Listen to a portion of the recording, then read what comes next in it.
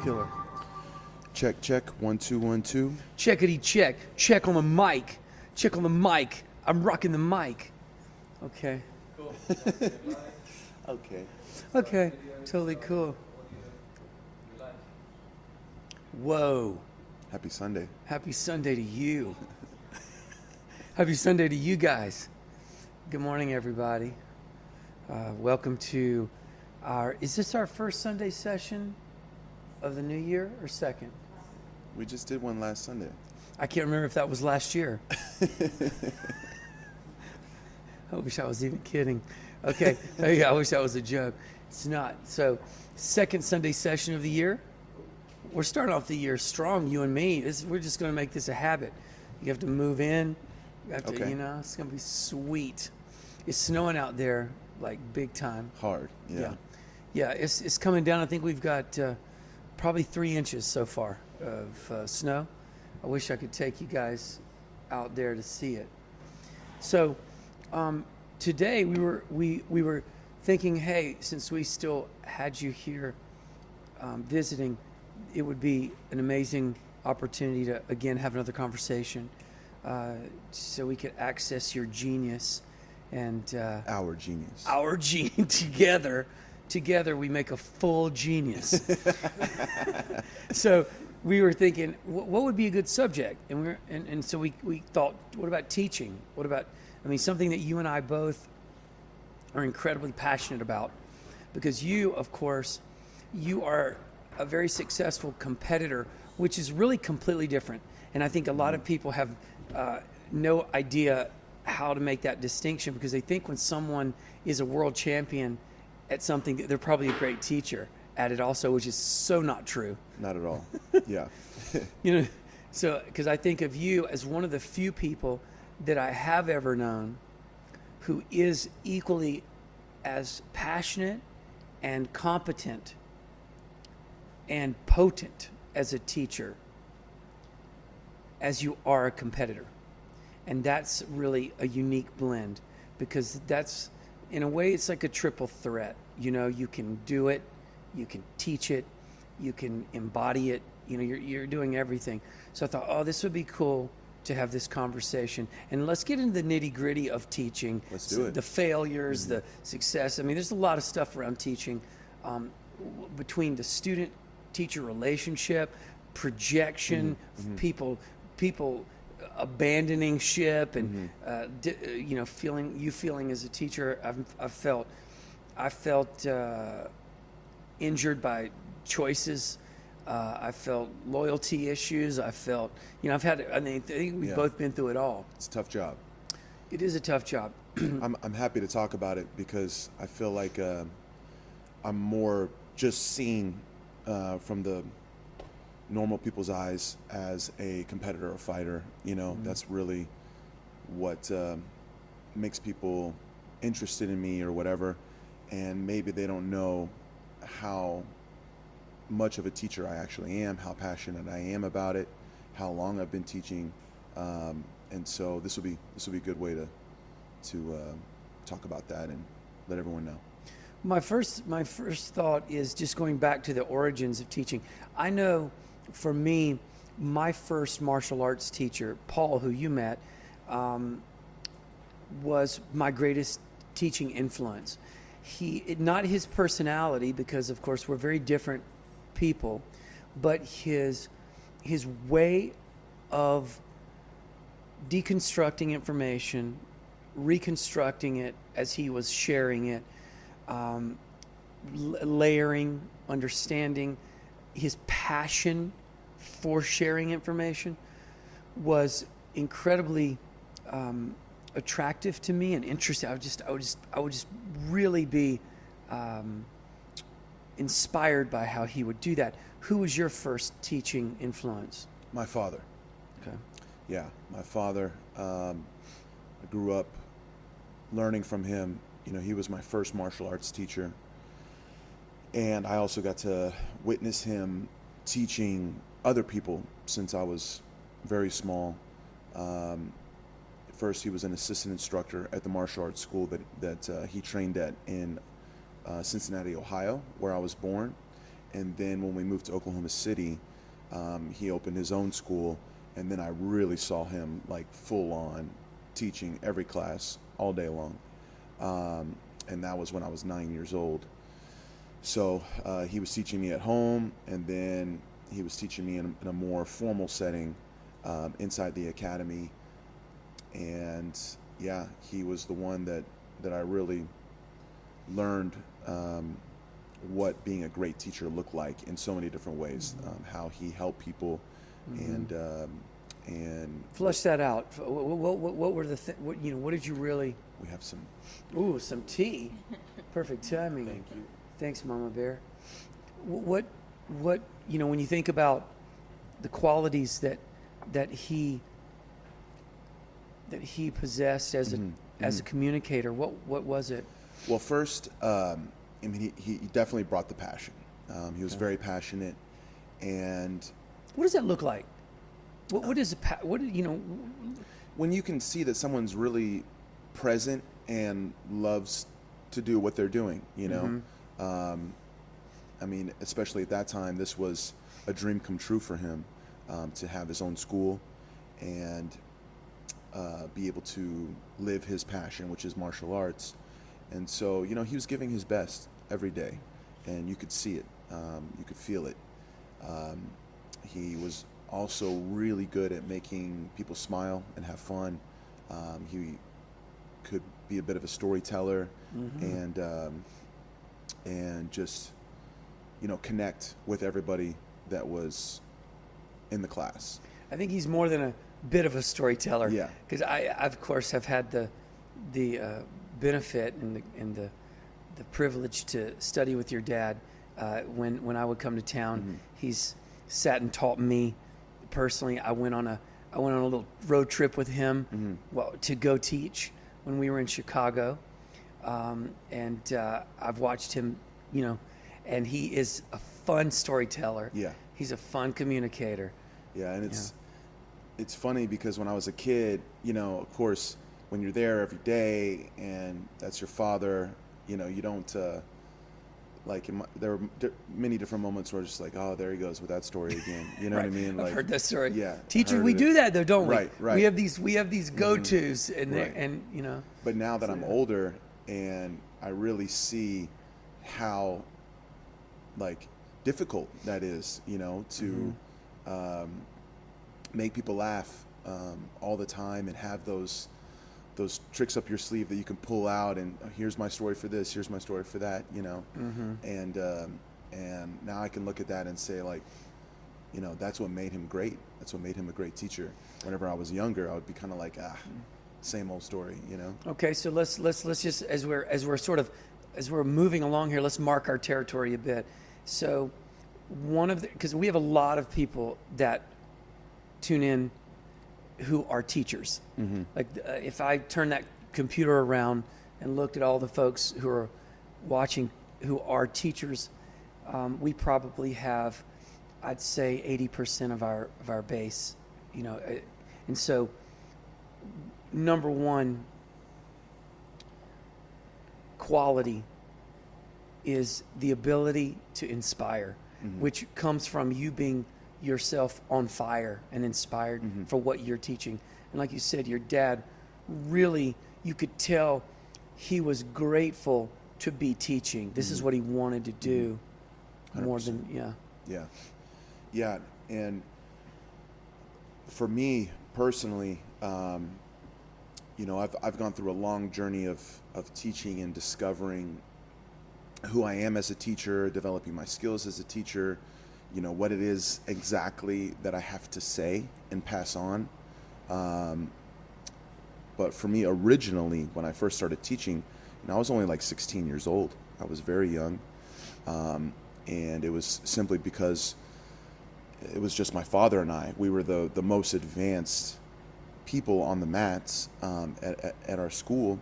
And so by the time I was 16, my father was around a purple belt, I was a blue belt, and I started helping him teach classes. It was a lot for him to handle as one person, and now we had already been in business for 6-7 years. And so I kind of dabbled in it a little bit as early as 14, 15 years old.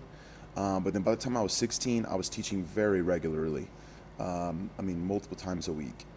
And I started teaching adults right from the beginning.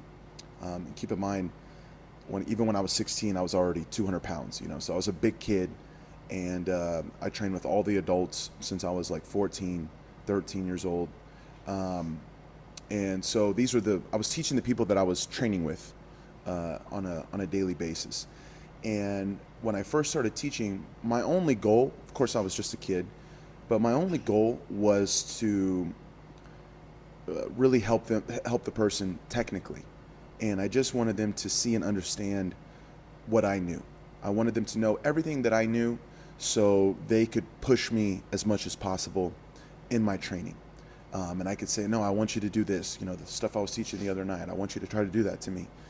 And so in a way, it was kind of almost a bit selfish because I was teaching them, and of course I was giving my best to teach them all the technique. But in the end, I really wanted them to just learn the technique so they could push me in my own training and help make me better. And then shortly after that, I started becoming the leader of the competition team. And I started to coach the competition training sessions. I was the one leading the way because this was the time when I'm, starting to compete at all the big tournaments and I'm really starting to chase my competition dreams. But you also have a vested interest now in the team winning. Yes. Not just you individually. Right. And so then that gave me another side to my teaching because now I'm also a coach. And so I'm not just teaching the technique, but I'm also teaching them, how to win, how to have strategy, how to put their game together for competition. And then inside of that was the beginnings of me trying to inspire and motivate them to, challenge themselves and go out there and give their absolute best. And then, I could see I was going to all the tournaments with our team. I could see what we needed to work on and come back the next week and start teaching those things. And then, my teaching game really started to level up. And as I've grown older, I definitely still feel myself improving as a teacher. And now, back then it was really my passion was for the competitors, for the ones that wanted to compete. I really love to coach. I love to, because I'm a competitor too, And so back then that was my biggest passion inside of teaching was to tap into those that wanted to compete and help motivate and kind of drive them to do their best. But since then, over the years, growing older myself and everything, I've definitely discovered my passion in teaching everybody, and I can find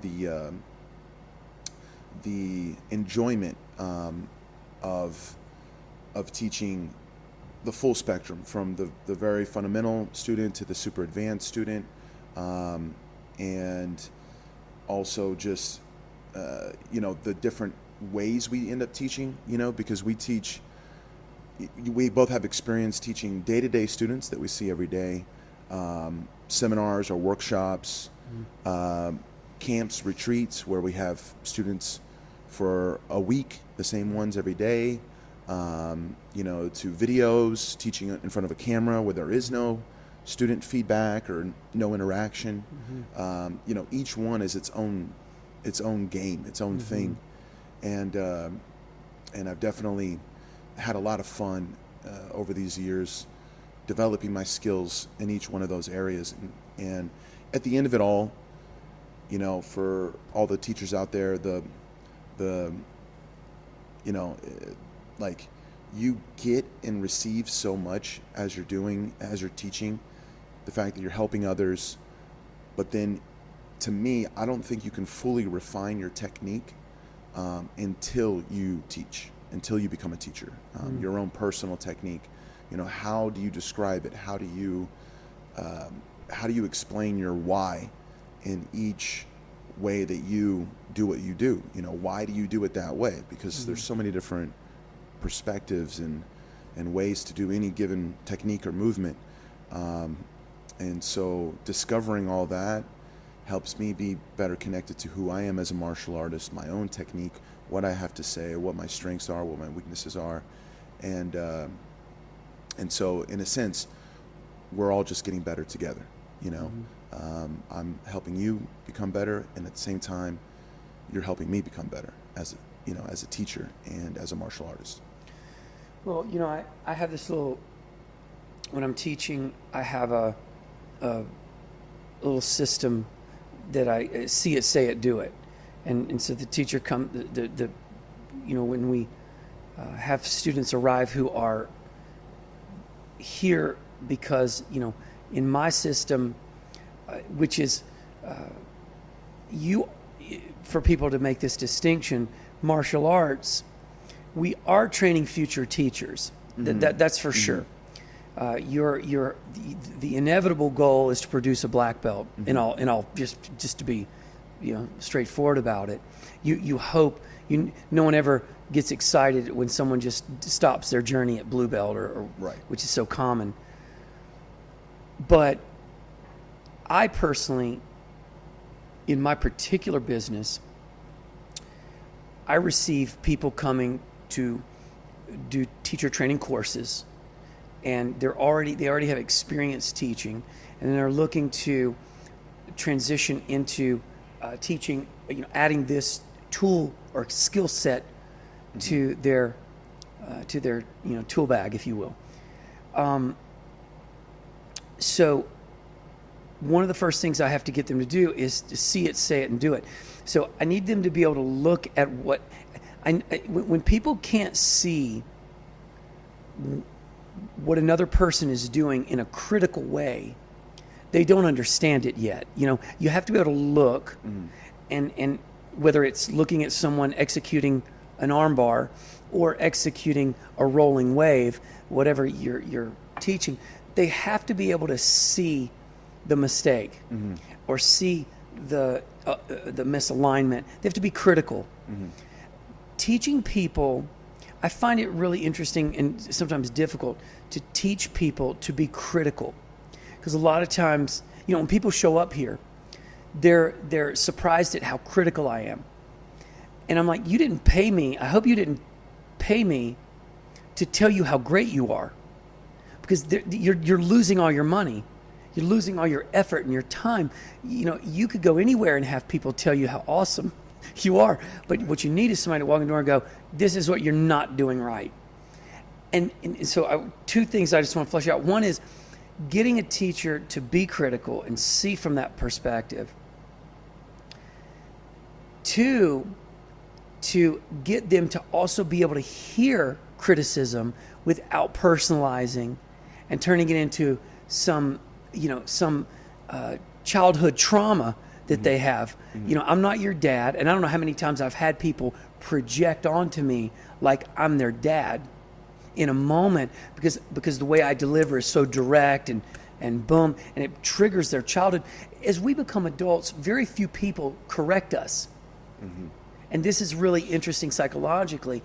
You know, you get older, how many people, you know, stop and correct you and tell you, and I'm not talking about being in jiu-jitsu, I'm talking about in life in general. Usually it's your wife, your partner. Those are the only people at this point who are being critical. And I think it's interesting to get people to see things critically and to get people to listen to criticism without it disturbing them, so they can really just simply hear where they're making a mistake and not turning that into a personal issue of their lack of you know, overall self-esteem and quality. You know, it just triggers so much shit for people. Does that? Do you ever experience that? Yeah, for sure. And I've learned that as a teacher, so I'm in a different category than you, with as far as like whenever you do these 2-week or month-long teacher certifications, teacher training, you have a limited amount of time Yeah. to get them to where, you feel comfortable for them to Represent. and us. you have a standard, Us. you have a standard. And so you have to be extra hard on those Us. people, and you should be, because that's your name. Us. That's what you built. I'm the same way. I definitely have a very high standard. Oh, yes. I'm known, to be a little tough as far as gaining rank through me. You're going to have to put your time in. There's no way to skip and move fast. The better you are, the more I'm just going to expect of you, and the more I'm going to want you to be at a higher level at each point along the way. So it's going to take a long time, no matter how natural or how good you are. But I get them for life. That's my goal, right? To keep them as a jiu-jitsu student for life. And so I had to learn this as an instructor. The same thing you're talking about, I have to do the opposite. So, and this is what I teach my teachers as well, my instructors. I've been doing instructor training now for around a decade, where I've been fully immersed in developing new instructors. And here's in jiu-jitsu and inside my academy, it's a little different. I don't look at the most technical students, or the most advanced students, or the competitors, or anyone like that, and say, oh, that guy could be a good teacher, or that person could be a great teacher. It doesn't come down really to their technical ability. What is most important to me is their attitude. Attitude is everything, 100%. If you take all the elements and characteristics of an incredible teacher, according to you, I want them to be this, that, like that, the perfect teacher model. Blueprint, yeah. If you look at all those characteristics, and we've done this time and time again, every single instructor training, this is a drill that I do with my, my students that are trying to be teachers. Let's call them future, or just teacher training, Yeah, in training. yeah, Teachers in yeah. training, yeah. We do this drill, and I ask them to put it all down, and they'll say a couple things that are skill based. Like, I want them to be a black belt. I want them to have competition experience. Something like that is important to them. But after that, everything that they're saying is, that they want the person to be a good communicator, to inspire, to have passion, to be, on time, and treat everyone equally, and be kind and generous, and blah, blah, blah, blah. Like, all those things are attitude based, And so this is kind of the first thing that I do when I talk to my, inside the teacher training. I tell them, like, look, whether you're wearing a blue belt or a black belt, you can both be amazing teachers. It doesn't matter what level you're at technically just yet, especially for the fundamental student, the person that's inside their first few months of training. You're both going to be teaching the same thing, and they don't necessarily need those high-level black belt details yet. They just need to feel good right now. They need to feel comfortable. They need to feel the love and the energy.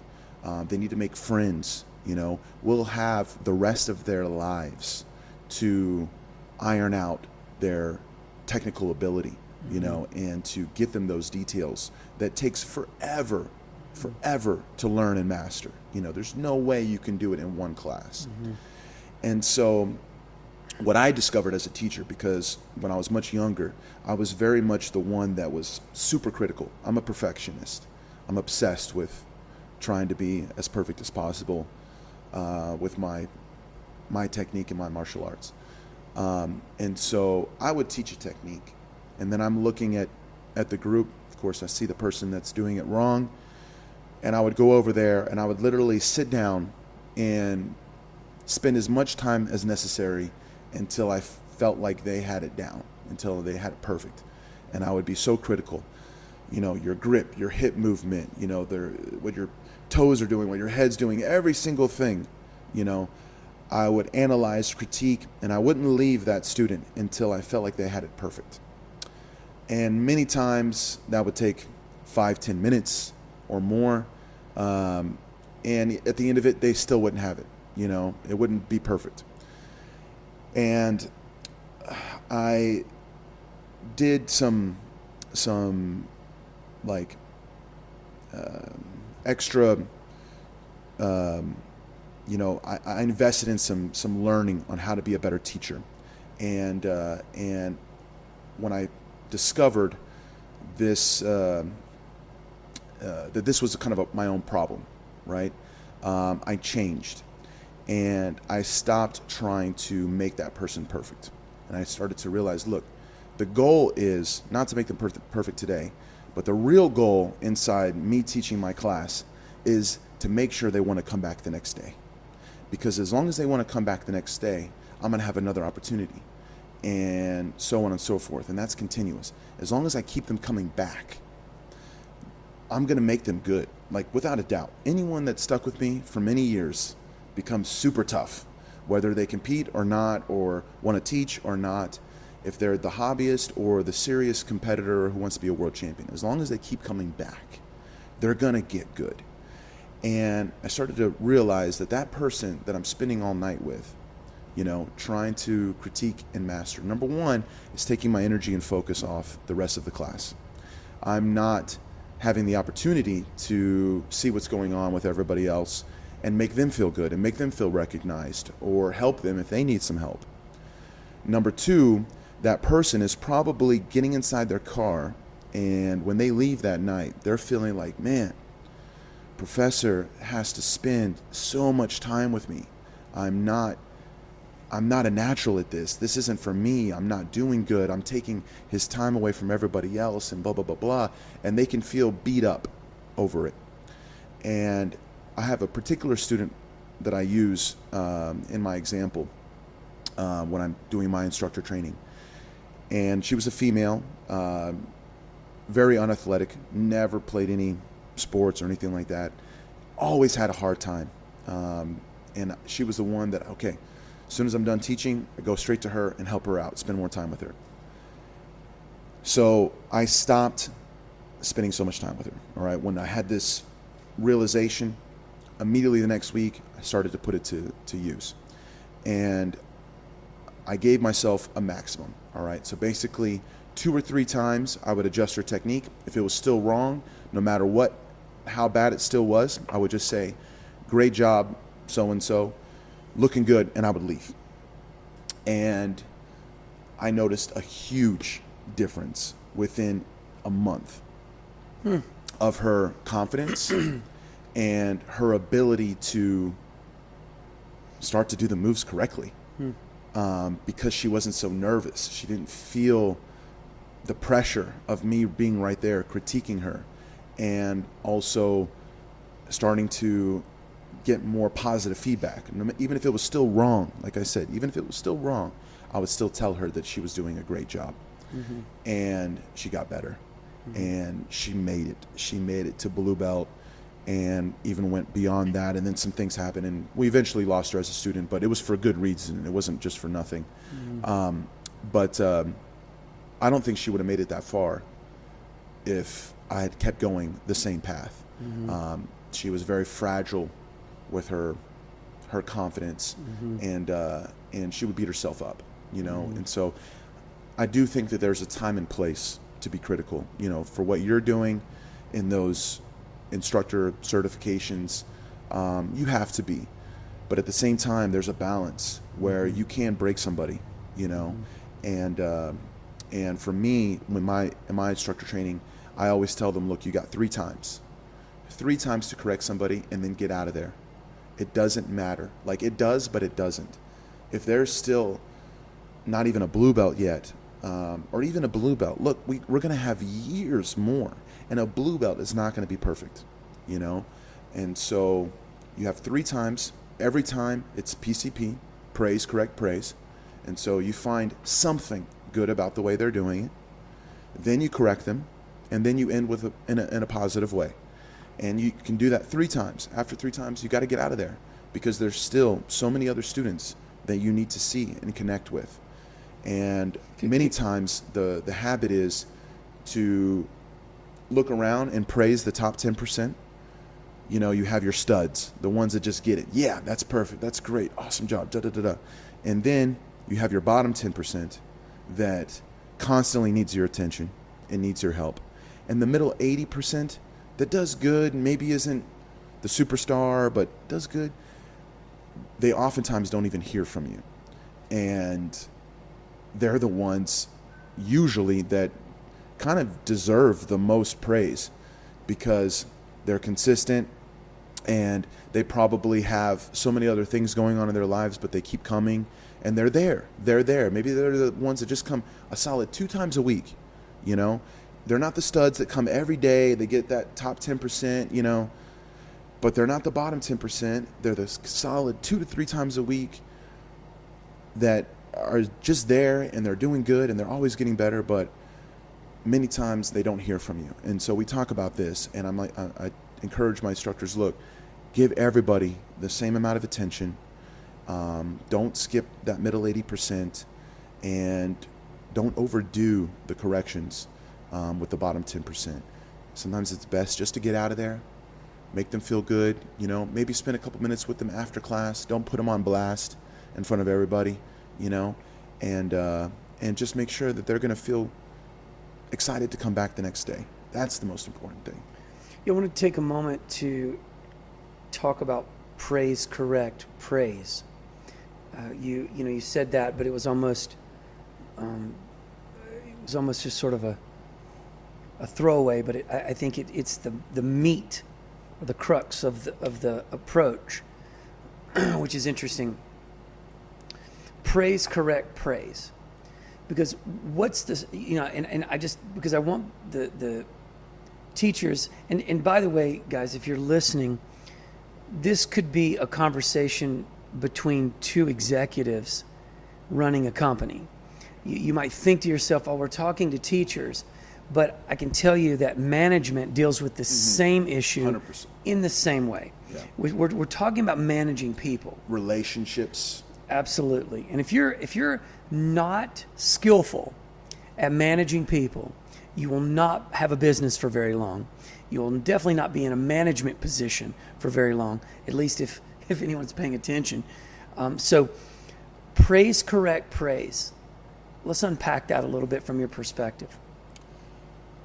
This is something that I can really relate to because I came up not with that, with that kind of system. Of course, my dad is an amazing teacher, but with me, he was very hard on me. And so you had to punish, correct, punish. The PCP.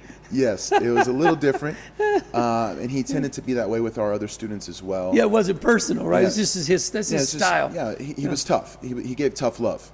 Tough love. It all came from a good place. But that's how he was taught. Right. It's an old school approach. Absolutely. 100%. Yeah. And then moving on throughout my life, I've had other teachers that were very much the same way. Well, one other teacher who was my mentor, who was basically like a new father, you know, and was the same way.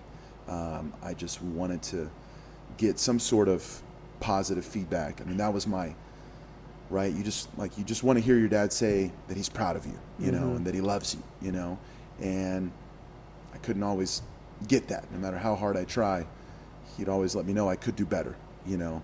In fact, one of his phrases was, "Is it perfect or better?"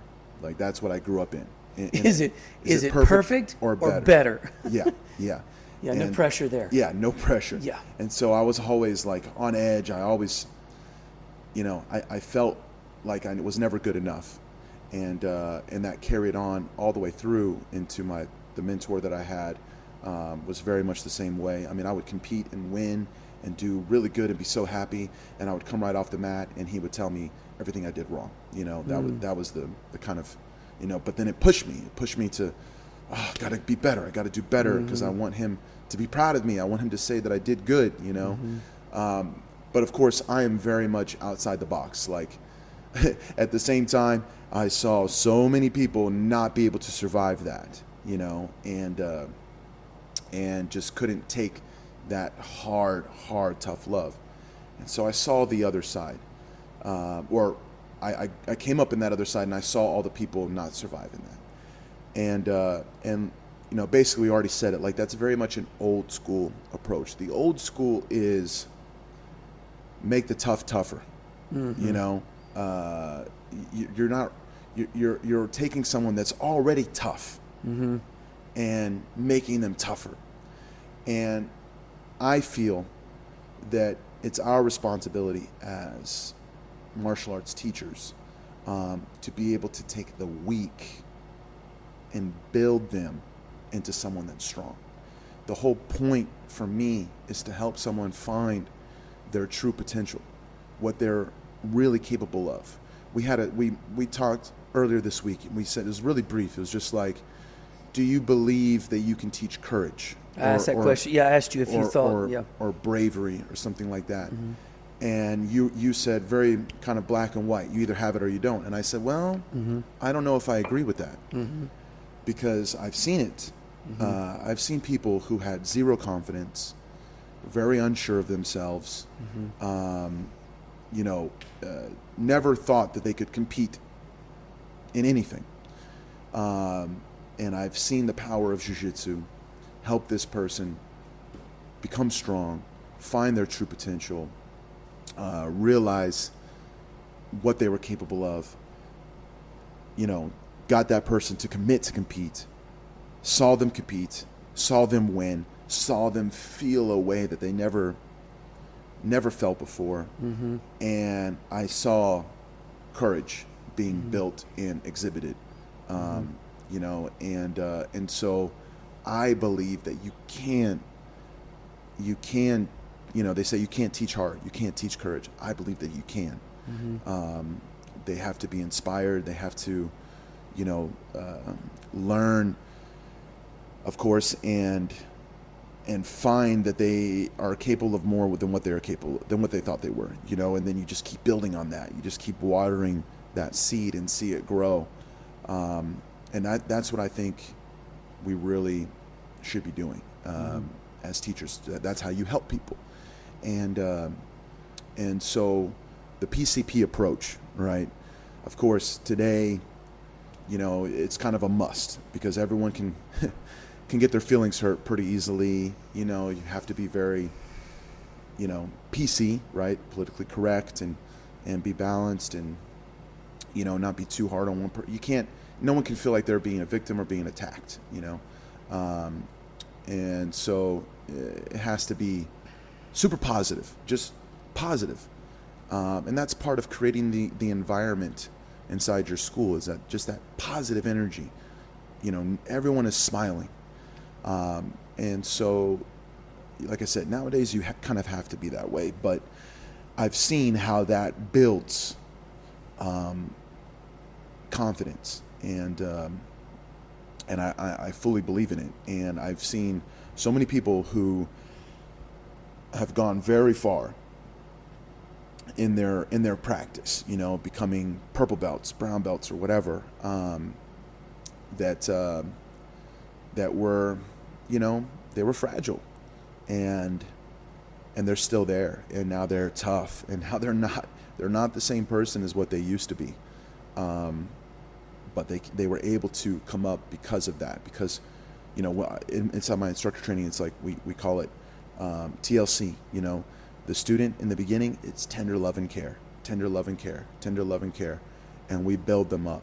Of course, if they used to wrestle or they're an athlete and they're tough, we can see that, and then we can be tougher on that person.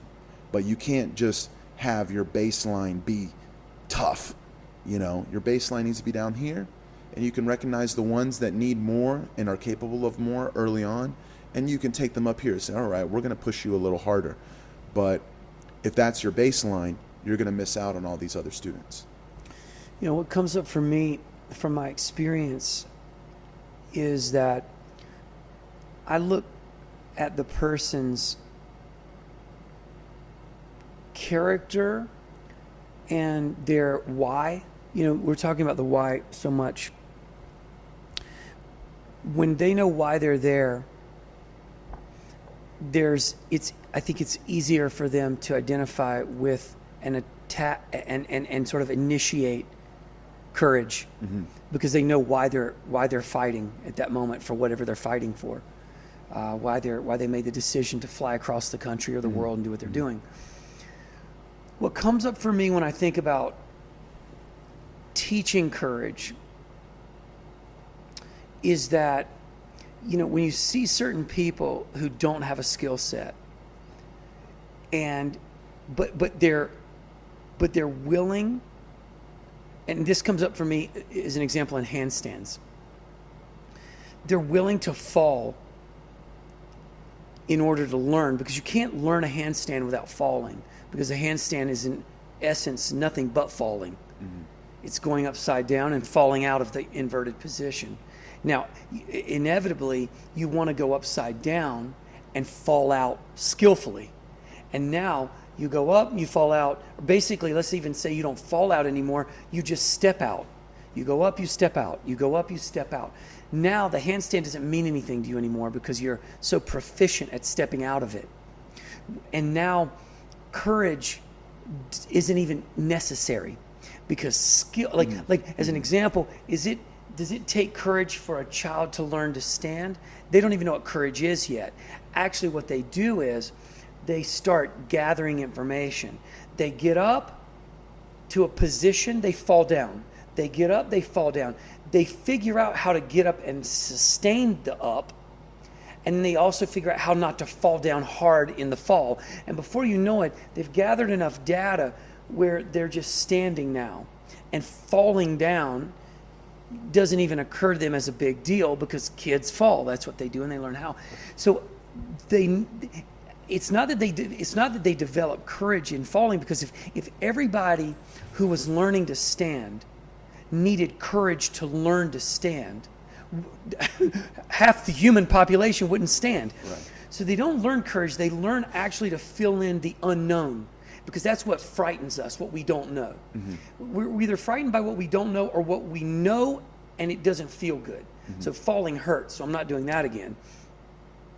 So what I find with people is that some people are just willing to go into the unknown and discover things in this process, and they're willing to chunk information. Okay, maybe I'm not going to go this high, but like you were learning to snowboard, and you got out there and you're like, okay, I'm going to first just start here, and and then you went up and you were on the summit. You came down the whole mountain, and it was that slow, steady building block, Yeah. and you definitely were not comfortable No. on that board. You're like, this thing's moving out from under me, and of course you're thinking, I don't want to hurt my wrist. I don't want to hurt stuff. This is how I pay my bills. Right. I can't fall on a snowboard, break my wrist, and not be able to compete. So there's a lot of stuff that's in your mind that really wouldn't be in other people's minds. So there's something about when we talk about teaching courage, I just wonder if there's a distinction between people who are just really good learners. They're just good students. They know how to build that. And then people who are, then you're reckless. Johnny, he'll just jump off a cliff, into the water, because, for whatever reason, he's reckless. And then there's the middle group. So I've got my reckless, which you could say is ridiculously courageous. Then I've got my super frightened. And then I've got my people just who know how to learn. And maybe what I'm saying is, in some way, people aren't taught, there's not enough focus on teaching people how to learn in stages, so that courage isn't even necessary. It's not a thing we even need. I guess I use the word when I see someone do something, but what I should probably be doing is filtering that a little bit better, being a little bit more accurate, and saying That's a great learner right there. That's a courageous person. Because again, that's not Johnny jumping off the cliff. That's somebody just taking it stage by stage and figuring out how to minimize and mitigate the damage so that they can keep learning and sustain themselves. So what I'm really looking at is a skilled learner. Does that strike anything for you? Yeah, for sure. I mean, 100%. Everything you're saying is accurate. I think a lot of it comes down to getting comfortable in the uncomfortable. Right. How do we teach people to learn? This is something I think as teachers, it's almost like the great golden, sort of treasure or accomplishment or medal, whatever. It's like, if you can get a person to learn how to learn, fuck, man. Or if because when they already know how to learn, they make it easy for you. But it's that person who doesn't know how to learn. It's teaching them how to be a great student. Yes. That's what I try to do. That's the culture inside of my school. So for example, right off the bat, a lot of people will refer to their jiu-jitsu school as the gym. I'm going to go train at the gym. I'm on my way to the gym. The gym. I don't like that. For me, it's a school. It's an academy, and I put that in our culture right off the bat. Right. We're not a gym. You're here to be a student, and you're going to learn a lot more than just martial arts. But we have a curriculum, and they're going to test. And they have to study their curriculum. They have to take notes. They have to come regularly, and we kind of put it in their mind like, look, you're attending an Ivy League school. This is like Harvard, Princeton. That's the level of degree that you will receive inside our school. If you go all the way, and after 10 years, you're I guess that's like PhD level, right? You're able to achieve your black belt, you will have a very powerful thing to be able to say that you are a Lovato Jiu-Jitsu black belt. That means something, and it will be recognized worldwide. And that's kind of how we put it. And so you're here to study and be the best student you can be. And by the time they get to blue belt, they've gone through our curriculum. They've tested 8 different times. They've learned so much information. They've had to be consistent. They've had to, it takes 1.5 to 2 years. They've already kind of been through different life things that can happen in that time, and they've stuck it out, and they've hit their first mark. By then, I kind of now can see how they've really just learned how to be a great student at that point. They've already learned a lot of material, but really what they've learned or what they've done is they've prepped themselves for the next stage, because the next stage is going to be way more of an internal journey inside of jiu-jitsu, because now you're not following a blueprint anymore. Our curriculum ends at blue belt. After blue belt, no 2 purple belts are the same by any means, and of course no 2 blue belts are really the same either, but we want them to have the foundation, right? So they have this foundation of all the techniques and the positions and the way to think in those positions that I believe in, that I feel is important to me. They have it, and now they're prepared to go their own way, and develop their own game. It's an unlimited, it's a universe, right? It's a universe of techniques and games that they can decide to play according to their body, their physical attributes, and the way that they like to move. So now I'm kind of like, all right, now it's time for you to express yourself and who you are as a jiu-jitsu artist and practitioner.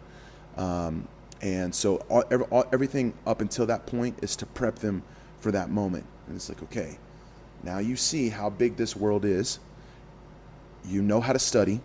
You know how to practice. You know, how to do repetitions, how to drill, how to try to execute those in your training, and come back with questions and all those sort of things. And now it's time for you to build your masterpiece, to start to build your masterpiece. And that's going to take a long, long time. But that is your game, and that is your fingerprint. And so it's like, boom, now you're on your way. When people are listening, what comes up for me is oftentimes people don't recognize why having a black belt on your resume is such a powerful tool for you if you're just literally just looking to get a job with a company. When someone walks in the door and they already have achieved a black belt in a martial art,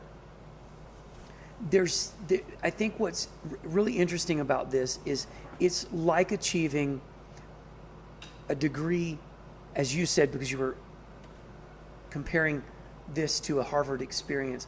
And it is because what you're looking to get from this person is that they know how to learn and how to stay disciplined and how to stay consistent and how to stick with something. Mm-hmm.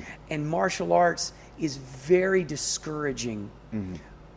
And so you have to find a lot of grit. Yeah. You're basically constantly reminded by how much more you need to learn, and how how much better you can be. Like you're constantly reminded that no matter how many years you've done it, you still have weaknesses. I have 2 black belts, right? Karate, Olympic style taekwondo, and then I'm a brown belt in jiu-jitsu. And I get on the mat, and then I have, Professor Todd or Professor Nate, beating me up on the floor. I'm a fully competent grown man, who can fight. I'm not afraid. And there I lay, getting choked at almost 50 years old. You're like, God damn it. And then I'll get under you and I'll feel like I've never learned jiu-jitsu in my life, which is which is frightening, because then me, Nathan, and Todd will say that to each other. Like, I literally feel like I haven't even learned jiu-jitsu, because there's so many levels mm-hmm. of skill mm-hmm. in that you can continue to obtain. But that, the point I was trying to make was how powerful it is when a person achieves their black belt in any martial art. Really, I respect any black belt. I really do. But Brazilian Jiu-Jitsu, I really have tremendous respect for, because it's such a grind, mm-hmm. such a physical grind. It's the only martial art. And again, Kyokushinkai, some really tough karate styles where you really do, you do. Oh yeah. You do mix it up, Muay Thai. But with jiu-jitsu, there's literally no way. There's just literally no way to progress without getting wrestle fucked by someone all the time. Yeah. Period. Somebody's wrestling you and dominating you, smashing you, mm-hmm. from white belt to black belt mm-hmm. to black belt 1 stripe, 2 stripe, 3. It doesn't matter. Mm-hmm. It is a true, and so that's why I always tell my students, I don't know how many yogis I've turned on to BJJ, but they come through all the time, and of course part of their experience is BJJ, mm-hmm. Right, or BJJ, as we were laughing at last night. So put them through it, and then they're like, like you said, they find that thing. They're like, fuck, I didn't even know I liked to wrestle, and then suddenly they're like, all right. Yeah. And they're fired up, and they go. I get them all the time. They're like, "Thank you. I started at a BJJ school. I love it. Thank you." I get thank yous all the time for that. That's amazing. That's one of the things about what you do that attracted me to you right from the very beginning. And my slender figure. Go ahead. I'm sorry. But that I fell in love the most about what you do is that you put that into your teachings. It's all one package. Yeah. And you're one of the biggest advocates and ambassadors for jiu-jitsu. You're reaching so many people that would never. Yeah, outside of Yeah. not being a jiu-jitsu teacher, you're right. I'm really a super advocate for. I'm like, guys, if you're not doing BJJ, you're missing it. You're missing it because at the end of the day, you know, for you really reignited my passion for BJJ. Anyway, I was already, grappling and feeling, feeling a certain level of complacency and comfort in it. But then you really reminded me of and explained to me the importance of the art, the craft, and you reignited my passion for it. And that actually even affected the way I. And that's my goal. Yeah, and you As a were teacher. you were successful at that, at explaining why this mattered in this way, because the difference between no gi and gi, the journey of that. But I'm sorry, you finish your thought and then. Well, there's a couple things about what you're saying that that stuck out to me. First off, how many other martial arts or practices in general is it pretty like right off the bat, you figure out like how long this is going to take. I mean, it's 10 years minimum, really, for the most part. I've had students take as long as 12, 13 years to receive their black belt. You're on that path. Yeah. And how long did it take you to receive your other black belts? Yeah, within 5 years. Within 5 years. So that's one thing about Brazilian Jiu-Jitsu that really sets it apart. I mean, not only is it hard in the sense that you're going to get smashed time and time again, and like I said, be constantly reminded about how much better you could be, but inside of that, you're going to be feeling that way for a very long time. For a very long time. And even afterwards, when you receive your black belt, you're going to look down and you'll be like, man, I still don't feel that way. Like, I know I can still be so much better, And that's what you have to make them fall in love with.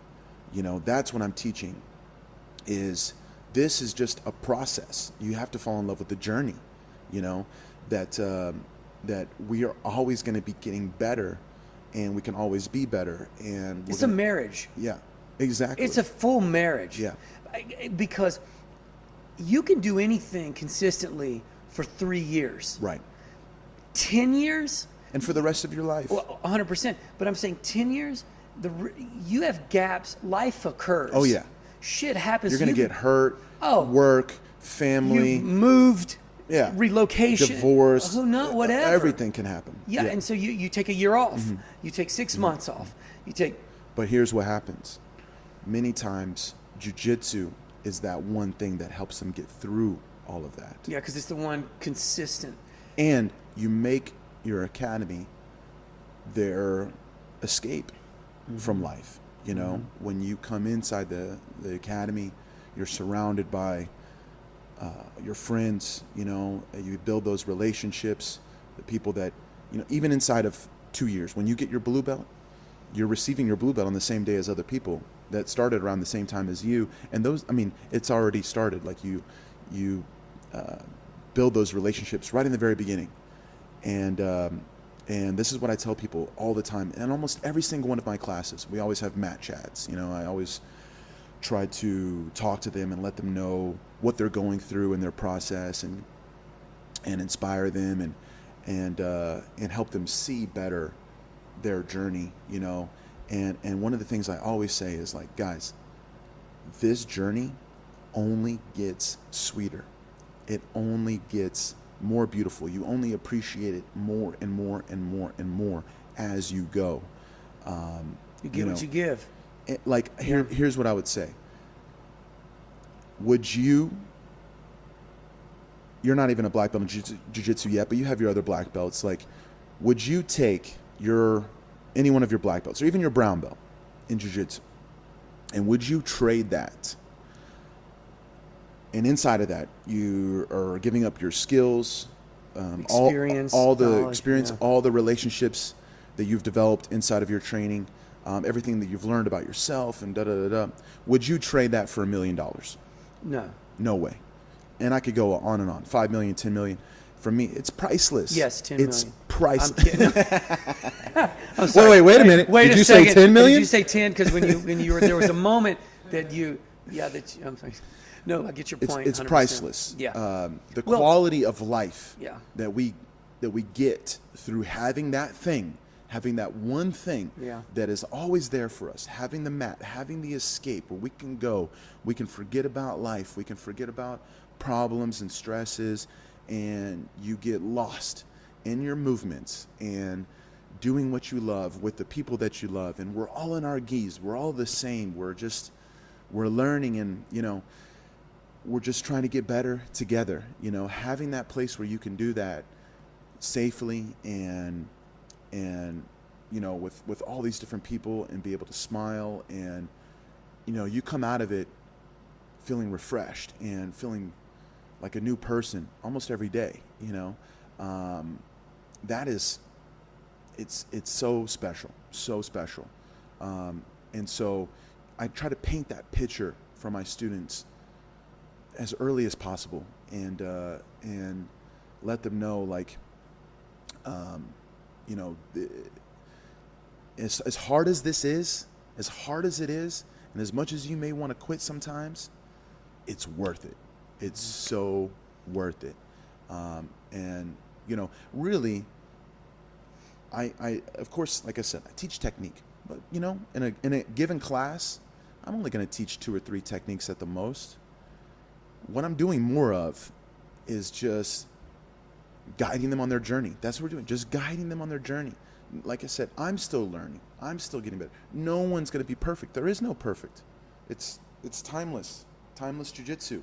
We are going to, it's never ending, and you have to understand that early on, and find the beauty in that and be excited for that. I want to see where I'm going to be at here, and I know that even when I get here, me there is still going to be better than that person, and it's just like, that's the beauty of it, and I just try to wrap their heads around that. Mm-hmm. I wonder if people can appreciate that the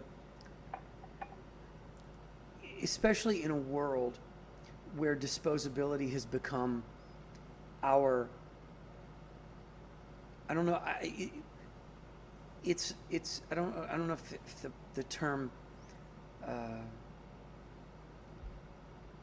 it seems like it's its own pandemic in a way. It's like just everything is so quickly replaceable, but there's something that's incredibly powerful is that's not something you can do with your black belt. You just can't simply get one. Mm-hmm. You can't buy one. You, especially in jiu-jitsu, as an example, is you can't buy one because you will be destroyed by anyone else who's appropriately. Yeah. So you can't. You will be exposed. You will be exposed. You can't purchase it. You can't cut corners. You can't get there faster than you're supposed to. It's one of my favorite things in the world that keeps a certain level of quality and standardization, just because it's almost built within the system. It's not even on purpose. It's just the way it is. Mm-hmm. When the kind of person that approaches that can never be a customer. Because I wanted to come back to this a moment ago when we were talking. You can never be a customer if you want to achieve that kind of success, a black belt. You have to be a student. And these days, people roll in the door and they want to be customers. Mm-hmm. I'm sure you get it at the academy. Not often, mm-hmm. but sometimes there's that person who's acting like a customer and not a student. Mm-hmm. They're demanding things, they're expecting things, they're projecting onto you some type of failure because you're not giving them what, as a customer, they expect, rather than them having that student mindset, which is, I'm here to be in service. What can I do for my dojo? Mm-hmm. What can I do for my school? instead of what's the school doing for me? What's it giving to me? That customer mentality makes me want to fucking choke somebody. I mean, it really does. And I'm curious to hear your more measured thought and response to that when you deal with customers, because you get them, correct? Oh yeah, yeah, for sure. You know, it's tough, like especially in martial arts and what you do as well. You know, it's the same. I've seen it at your old school in Miami. The thing is, this is one of the only businesses, you know, where they can be so close to the owner, you know, and so familiar with the owner and the head instructor, you know, and so that familiarity can blur. Yeah, sometimes the professional lines can get crossed, but you know, it's hard because it's one thing if I'm not, you know, if me and my instructors are not giving their best, if they're not pouring their heart and their passion into their students, and really, you know, and that's the thing that's different. It's like, yeah, we're providing a service, you know, so to speak. It is a service industry, and that's how they look at it. That's that's the irony of it, right? Right. Yeah. But it's, you know, it's at the same time it's not, because in what other service is someone really giving you a piece of themselves? And you know, it's blood, sweat, and tears that went through everything that I've learned and made me who I am today, and that's what I'm trying to give back to you, you know. Which, by the way, there's no amount of money, no offense, right, to the customer in this conversation, to the student, but in all honesty, it never seems to be an even trade. It's like you're 160 or 80 or whatever dollars a month doesn't even begin to reflect the hours and the effort and the investment. I mean, how many times did I have to fly to learn one move, you know, and that's a plane ticket. I mean, going all the way to Brazil. They have no idea. There is they have no idea. Huge financial number on my skills. Yes. You know. Yeah, and they feel like they've put in, you know, $180 in the pot, and they're you know, they've got big expectations, and I'm just like, wow. So it's, you know, yeah, it's hard not to feel that sometimes, Yeah. like a little, you know, but at the same time,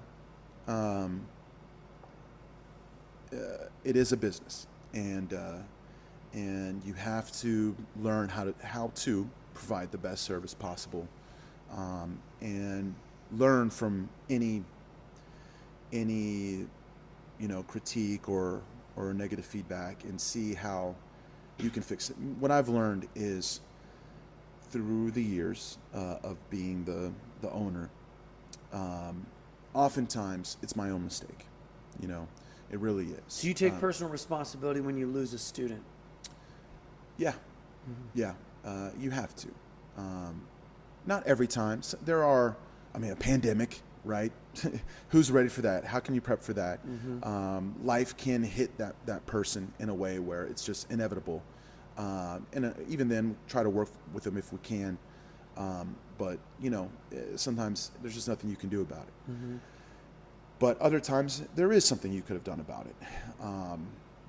You know, maybe the culture should have been more, the atmosphere or the way that you help them see and think, you know, so that issue doesn't become an issue, so they can understand more why we do what we do and what's really happening here, you know, and prevent those mistakes before they happen. And that's definitely what I've learned throughout the years. You know, the communication, creating that culture, trying to put all those things in place, so they know how to think and they're on the same page as you, so then they don't get in their own head and get in their world where they think it's another way. You know, they build their own perspective when it's in fact like this. And so I do my best to try to fix that. You know, and that's one thing, like I said, in our mat chats and in the culture that we're, like I said, you become more of a guide, you know, than anything else.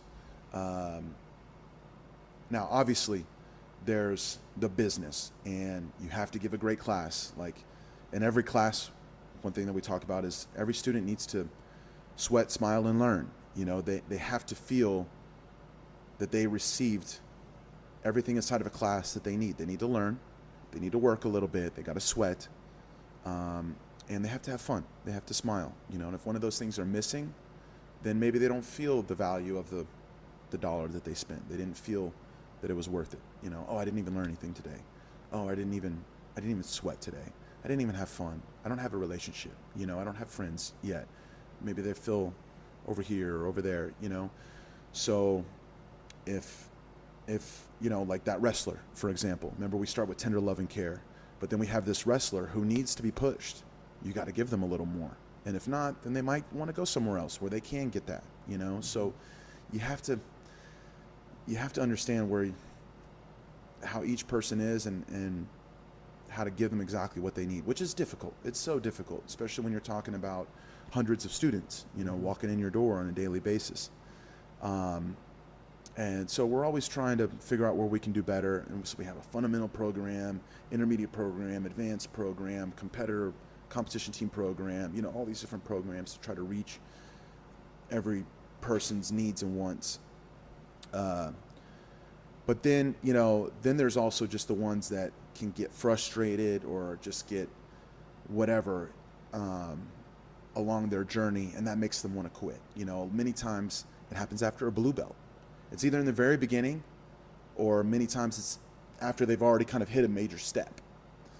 And that's where being that guide is so important, you know, and yes, you're teaching technique, but you're also just teaching them how to understand what's going on. Like I said, being that guide. You know, didn't Bruce Lee, he has a great quote where you're helping them express themselves, you know, and become their own person, right?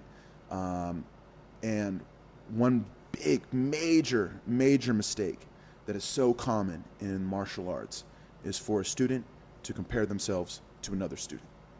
And that's where problems happen. Why did he get his blue belt and I'm not a blue belt yet and we started the same week, you know? Or why is that, how come that person's getting so much better than me? They're submitting me or whatever, or this or that. And always is them comparing themselves to someone else and not liking, you know, whatever inside of that comparison that they come up with. And so, you know, once again, guiding them, it's like, look, this is your individual journey. You know, no two students have the same path. There are students that are incredible blue belts. Maybe they become incredible purple belts as well. But then maybe when they're a brown belt, they go through some hardships. Finally, those hardships happen. It can happen any point in time, you know. The point is for you to become the best black belt you can be. And along that way, there's going to be ups and downs. Things are going to happen. Why do students quit? And this is a question for me. Why do people quit at milestones? What do you think it is psychologically for people where they actually quit at a milestone? So they achieve their blue belt, they quit. That really just happens with blue belt. Purple belt, Yes, I told you the other day, once you get to purple, I've never had a student quit at purple. Right. Even if they move or something happens, they always continue their training somewhere else. Okay. So why blue? Blue is interesting because, So that these guys understand, in case you're not a BJJ person, blue belt is the first belt you achieve. It's your first major milestone. Yeah, first major milestone. It took about a couple of years. 2 years, yeah, you're probably into it. So usually by then, something has happened. Some sort of life thing comes up, either right after or even a little bit after, you know, that tests them, you know, and kind of tests how truly committed they are.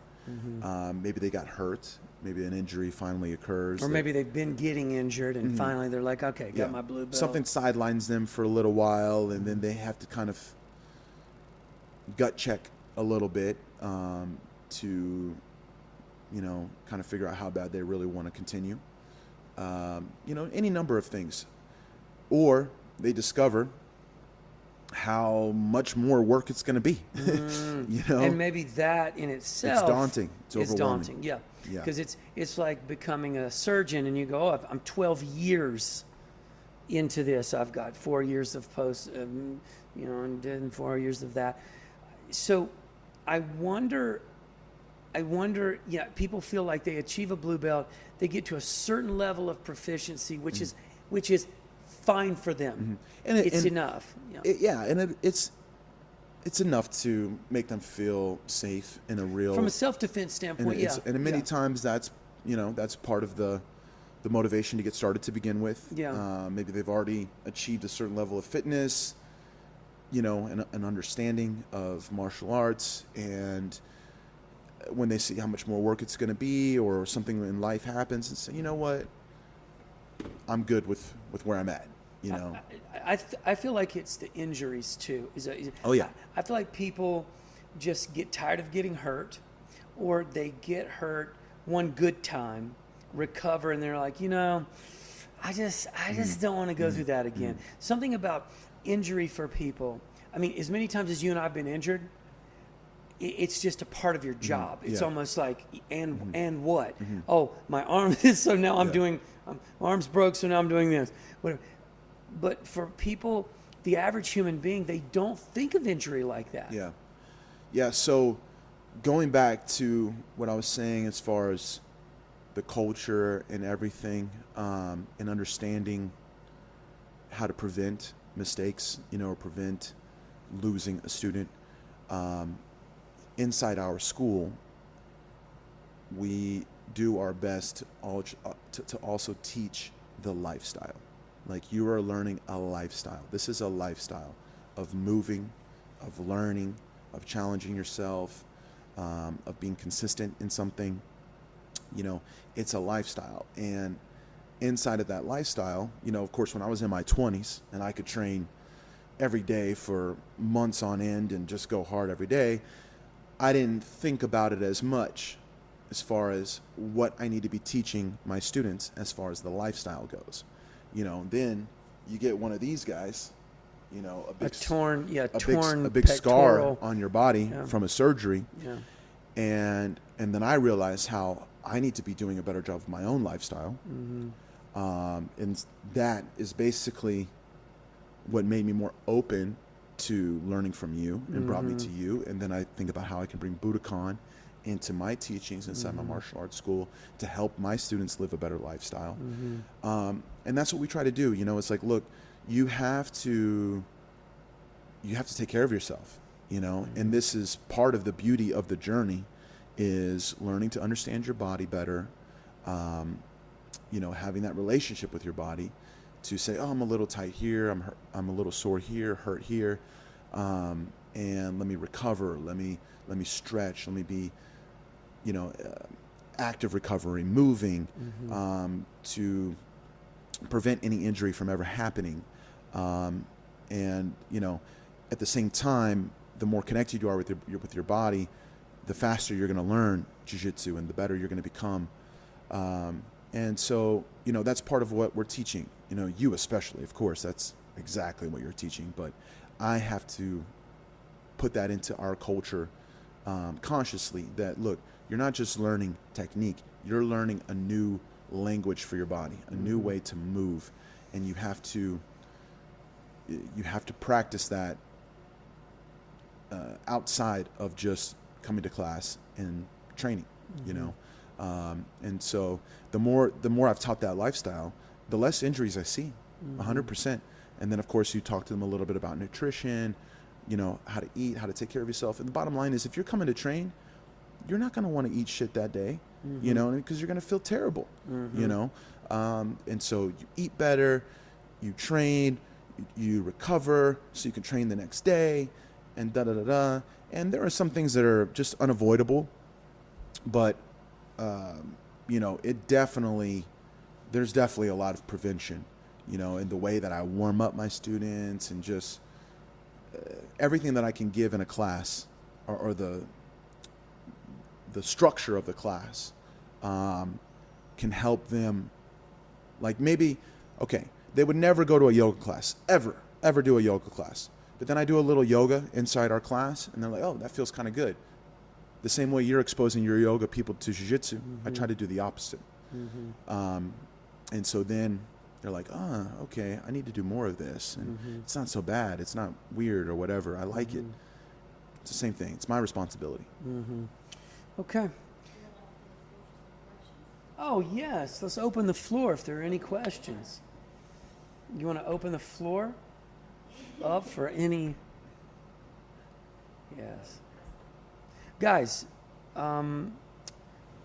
we want to take a moment now, because Melaine thought it'd be a great idea to... Yeah, we didn't get to do that last week. Yeah, to take questions, if there were any, before we wrap up the Mind Science session today. If anyone had any thoughts or questions that we might be able to address, in case,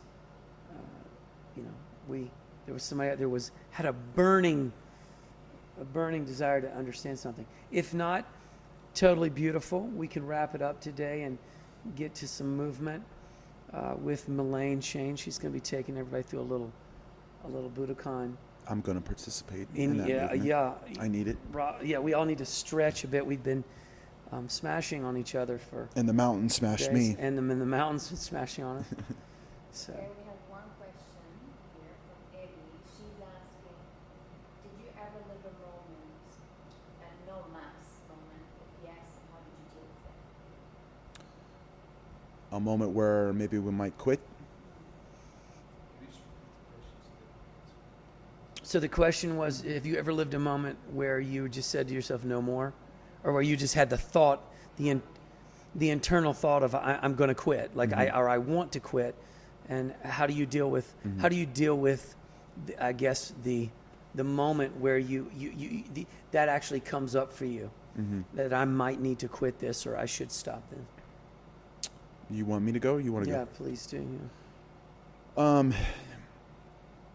I've never had a specific moment where I thought that I might not ever practice martial arts ever again. I fell in love with martial arts at such a young age, and it was my life. I've really never known a different life. But I did have one period of time where I was a little bit unsure of how much more competition I would do. For me, that time was when I was a brown belt. Kind of going back to what I was saying earlier about those hardships. You're going to get tested at some point in time. Right, and at this point, you had not won a world championship title. No. At this point. So, No. You've gone blue, you've competed purple, you've competed brown, you've competed. Maybe you're saying to yourself, maybe the competition thing isn't my greatest asset. Maybe my greatest asset is I'm a teacher. I'm an amazing teacher. I'm a strong competitor, but maybe teaching is where I'll focus. Yeah, so my first year as a brown belt, I went 50-50. I won as many times as I lost, or I lost as many times as I won. And as a blue and a purple belt, I did very well, especially on the more regional or national competitions inside the U.S. The only times I would really lose were at the major competitions like the Worlds in Brazil or the Pan Ams. And so I was very used to winning way more than I lost. I'd only lose maybe a couple times a year at those super big tournaments. But then when I got to brown belt, like I said, that first year, I lost just as many times as I won. And that was really hard for me to understand. Confusing, I'm sure. Yeah. But the problem was, remember I'm in Oklahoma. We didn't have access to high-level training. It's a lot easier to compete at blue and purple belt when you're training it with blue and purple belts. But then once you get to brown belt and you're still training with those blue and purple belts and you don't have other brown belts or black belts to push you, I was kind of I was hitting, stalled out. I was hitting, but a bit of a moment where I needed more. I needed to develop more. And this was also the time when I had graduated high school and I was doing my first year of college, and I was really a bit lost. I was trying to understand what I was going to do with my life. Yeah, you also had life going on Yeah. besides jiu-jitsu. Yeah. You know, I was not really into college at all, and I did very well in school when I was in high school. I was almost a valedictorian of my class. But then I'm in college, and you know, I'm go from making all A's to actually getting some F's in college, and failing a class, you know, and I have to retake the class and all this stuff, and it was just because I wasn't motivated. I did not enjoy it, and all I wanted to do was train, and anyways, I was processing all that. But when I was getting hit with those losses, I was kind of like, man, you know, is this for me? Am I going to go as far as what I thought I would do, as far as I thought I would go? And I really had to look at the whole picture as well. You know, just life, right? And see how my life was also, you know, I was just in a transition. And so, yeah, I did go through a bit of that moment where I thought maybe competition maybe I wasn't as good as I thought I was, and I wasn't going to go as far as I thought I could go. And, you know, I cried a lot, and just kind of like, it was a tough year. And I had to adjust some things. I still kept going back to school, but I went to a different school, a school that was closer, so I could train more.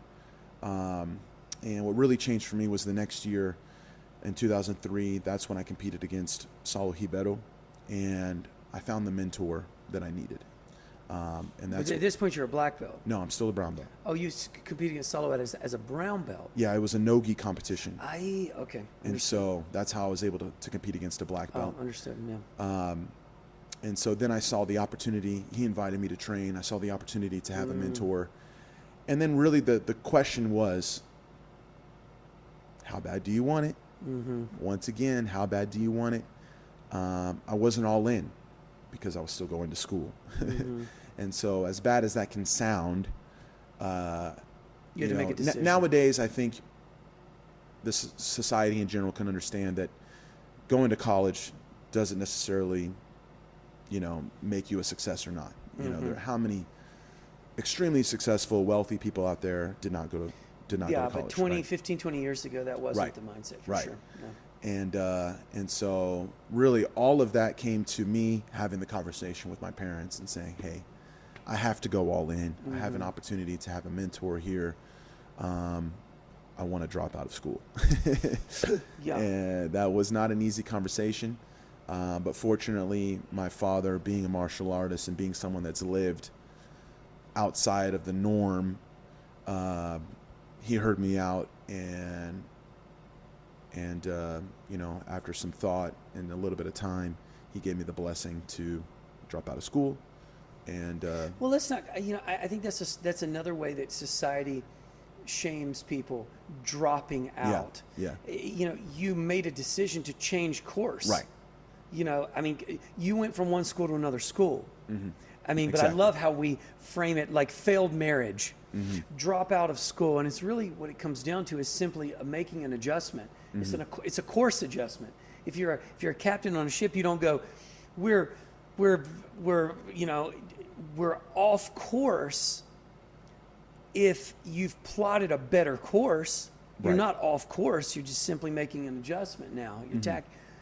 I had the same experience myself. You know, I wrote this article at a time when there was a lot of controversy around yoga teachers and yoga students. There was a lot of controversy around the Orthodox yoga community allowing teachers and students to be able to date. It was this, you know, no, because the way that the Orthodox yoga community was approaching yoga was that there was the yoga teacher was like a priest, and the student was like a devotee. And I was like, that's just simply not the case here anymore. That is an old idea.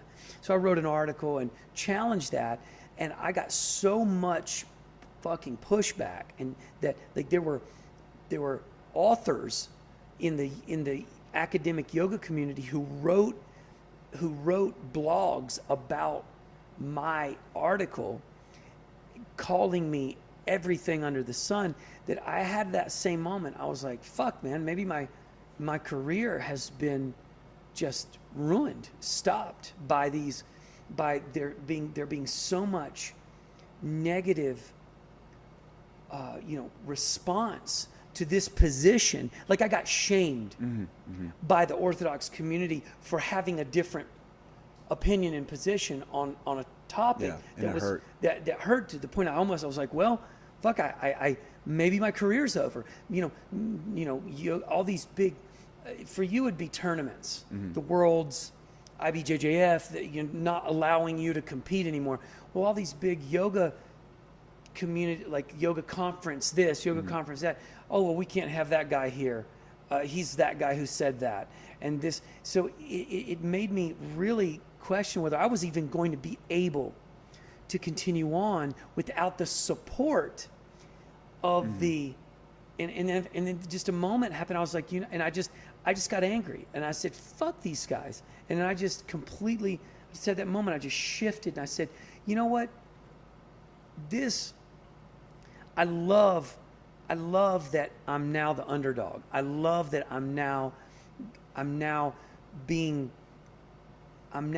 shamed, and I'm going to become the whipping post and sort of the focal point of all of these people's frustrations about people who really were out there doing really crazy shit and stuff that was just, worthy of a Netflix documentary, and I was like, okay, fine, and I'm going to use this all as fuel. And I fucking charged up, and I said to myself, I remember having this thought, I will have my revenge. I will have my revenge, because my friend Charles Vericoli, he said this to me. He said, Cameron, revenge is a dish served better cold. And I said, yes, that's it. I will have my revenge by not being killed. I will have my revenge by not being stopped. I'll have my revenge. Yeah, I will be here. You will have to look at me 10 years from now. You will. That will be my revenge. Is that you will not kill me. Yeah, I will be here. Yeah, that takes me back to some Napoleon Hill quotes that we talked about last week. Victory is always possible for the person who refuses to stop fighting. Yeah. I was never a world champion until I became a black belt, and then I was a black belt world champion. That's all that matters. Yeah. Or your greatest successes usually happen one step beyond your greatest failure. Yeah. Your greatest success is one step beyond. Usually your happens. Yeah. Right when you think about quitting. Yeah. And it's really hitting you to, can I do it? Should I just quit? Should I throw in the towel? Whatever. If you just keep going one more step, it's usually right there. And that's for you, was the world champion. Yeah. Not just world champion. That year, you won numerous titles. I won every major competition in 1 year. I was the Right. first person Every to do major competition in 1 year. From a guy who's never won a world championship. And interesting enough, that happened after my first, or one of my first injuries as well, or setbacks that I had in 2006. And they kind of built the fire for me to go extra hard in 2007. And so you built the fire to go extra hard, and that surely catapulted your success. Those things and those moments are usually a good thing. Do you think your success is due to putting my picture on your mirror in your back? Like, you know what I mean? When you just got up in the morning and you look and you were like, God, this guy is such an inspiration to me. It's a question. We can talk. Let's hit it later. Do we have any other questions? We do actually. Okay. We have another teaching question from Professor Daz. He's asking, can you speak more about teaching someone distinct from causing someone to learn? Does teaching come occur as telling someone what to do? You want to repeat it? The question is, what's the distinction between telling people information, telling people here's the technique, and being at cause for their learning, being a co-creator in their learning process. Because obviously there's a distinction, because you can sit there and just talk at people versus how do you co-create with them.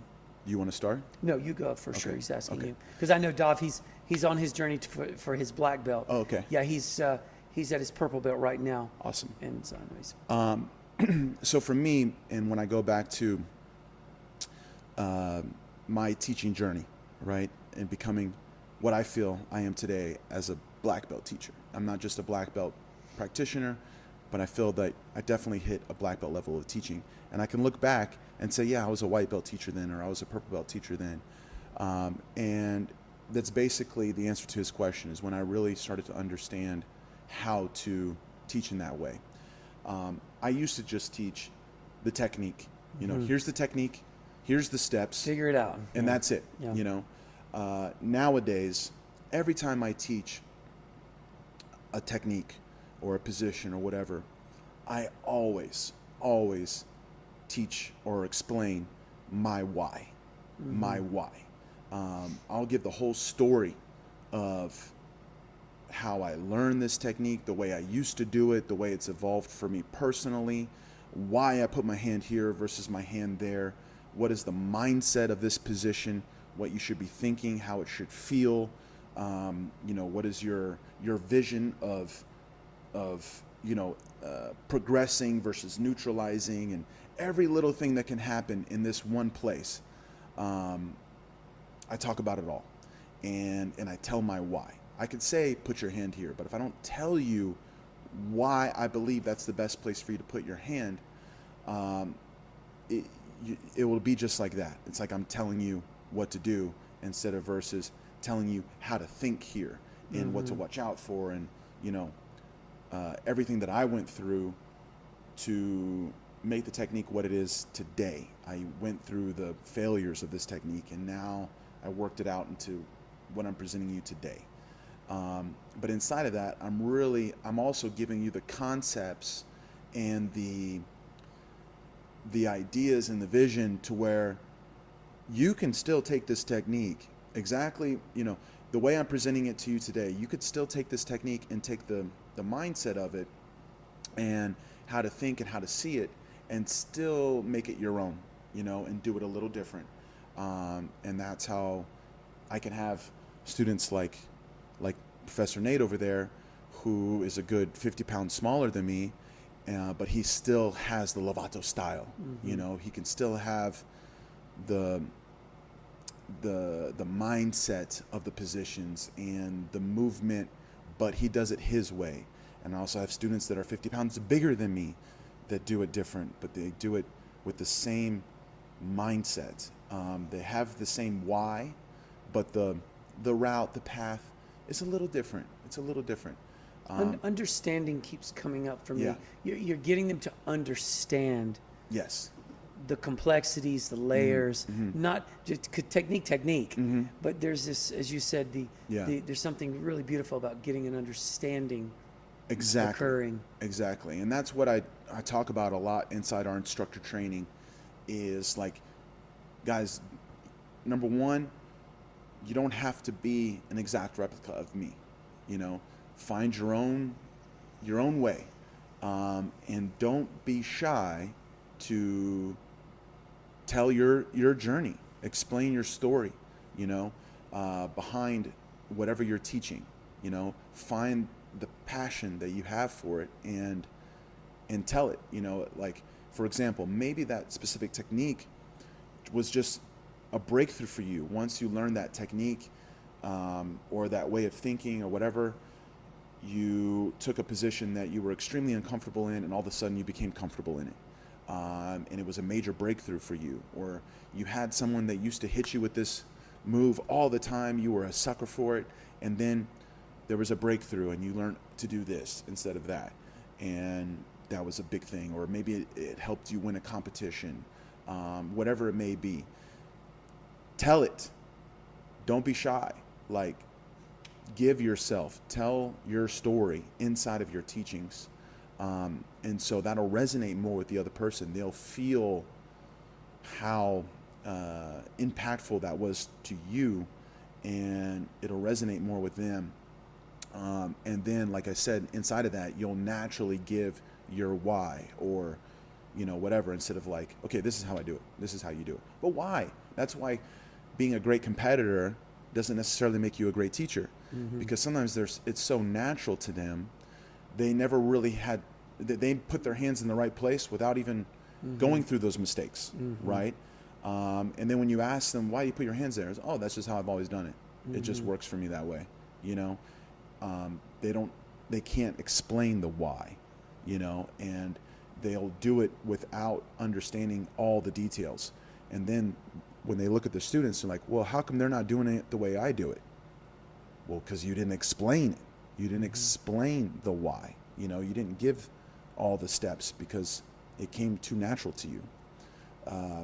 And so, I don't know, I kind of went off a lot there. No, that makes total sense.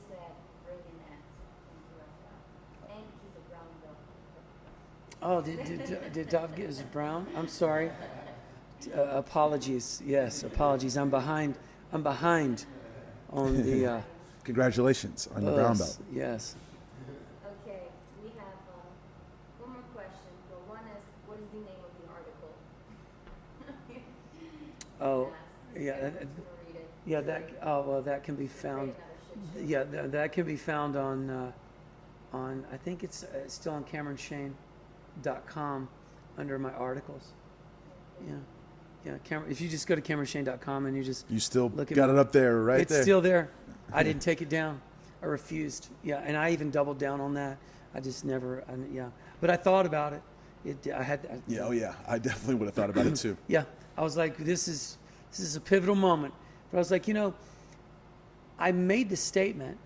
I believe in the logic of the statement, and now I'm going to retreat. It would have been worse if you took exactly. it down. I'm going to retreat because I'm now feeling shamed by the community. Nah, I'm going deeper in now. Yeah. So So. Nancy's asking, it's similar to quitting. The question is around injuries. When injuries come up and painful past injuries, the memory, how do you deal with that? Power through, create resilience, how to heal?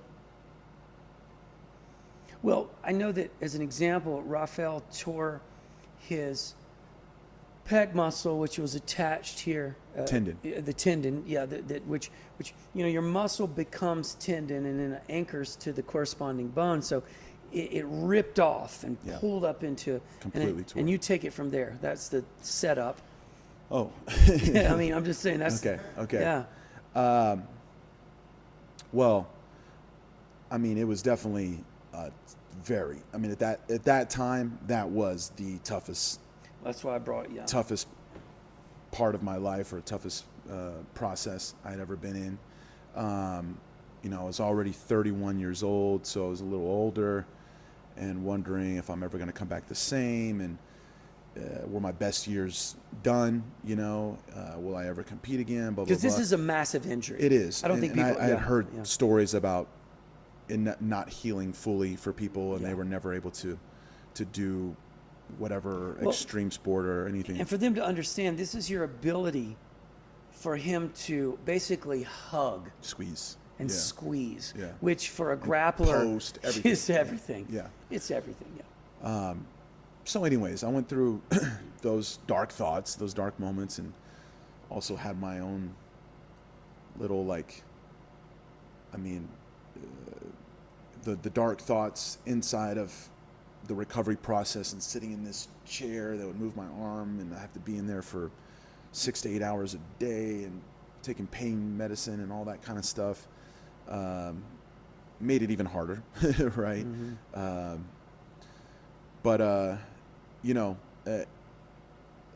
There was a moment where I was like, okay,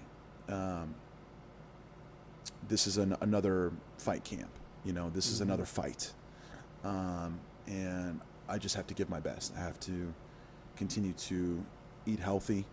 I have to approach therapy, something that could be like just raising up a 2.5 pound dumb or plate, and just moving that around. as, you know, as little and minor as it is, I'm going to give my best. You know, I'm going to give my best and start to fall in love with the process all over and see myself getting stronger and see myself improving.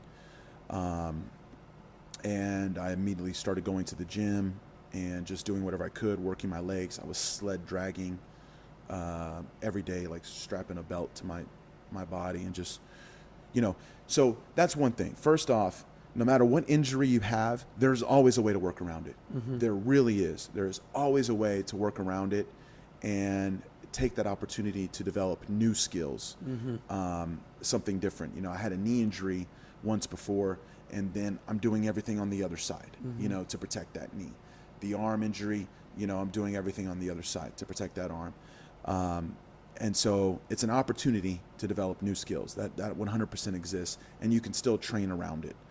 I was still teaching. I was still going to the academy every day and teaching, even when maybe I couldn't exactly perform the move with one arm. I would get two of my students to do the arm or to do the movement, and I would, you know, talk it out for the students as they did it.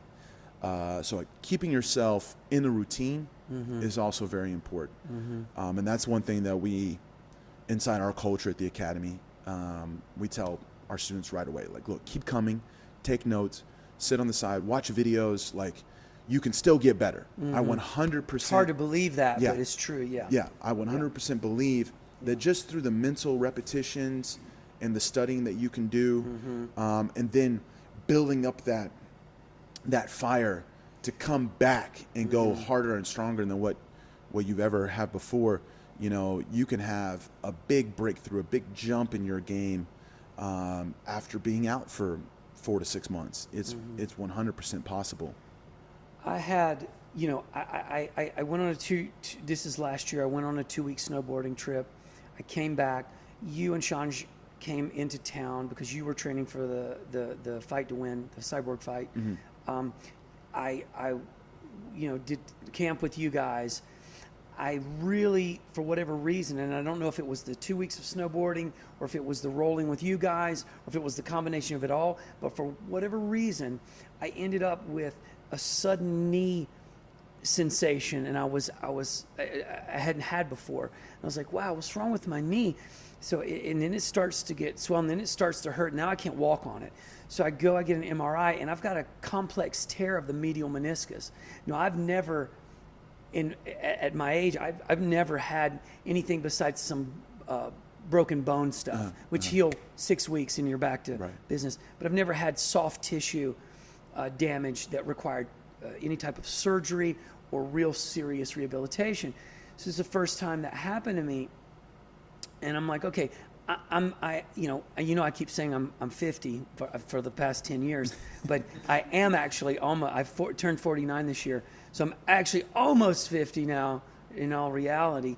But I'm thinking to myself, well, you know, this is not a great thing for a 50-year-old guy to have, you know, a torn meniscus. They don't do surgery on complex tears because they're afraid. It's not like a bucket tear where you can just sew it up. It's a frayed tear, so it's sort of like a common occurrence from long-time athletes, just over time, just tearing at that cushion. So I'm like, well, I don't know. I really don't know what this means for me. I'm 4 stripes on my brown belt. I'm like, one day, Rafael and Shayne are going to give me a black belt. And I'm like, now, never am I ever going to see a black belt.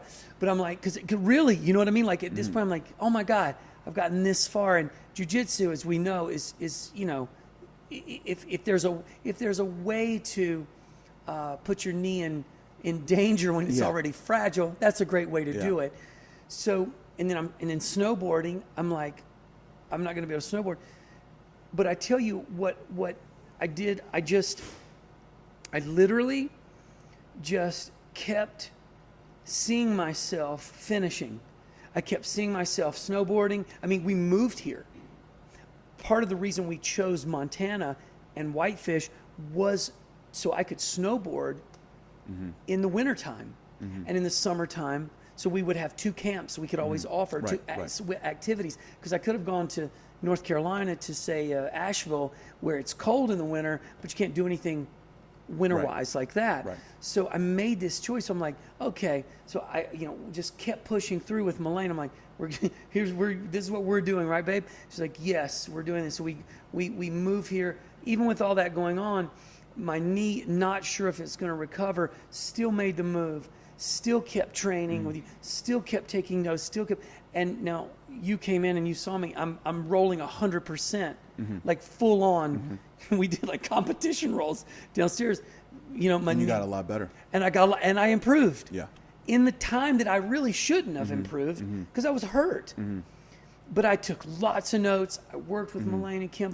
Yeah. And I just think you just got to see, Yeah. to answer that question by Nancy, you've got to see yourself just being back to normal. You got to believe. That's really that moment. This is this conversation, this talk here is going to be a chapter in my book.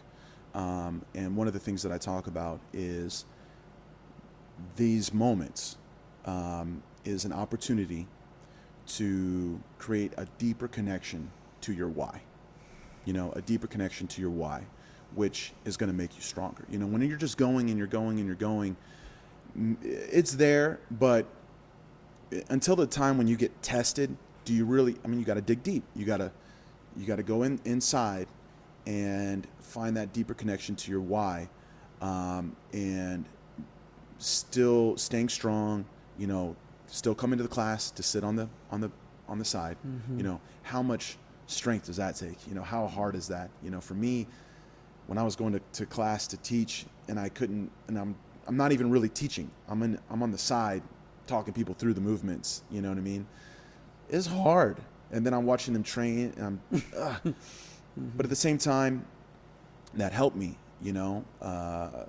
my why, I want to help my students. I still need to be there for them. And I got to watch more, got to see what we needed to work on more. There was always something good that came out of it.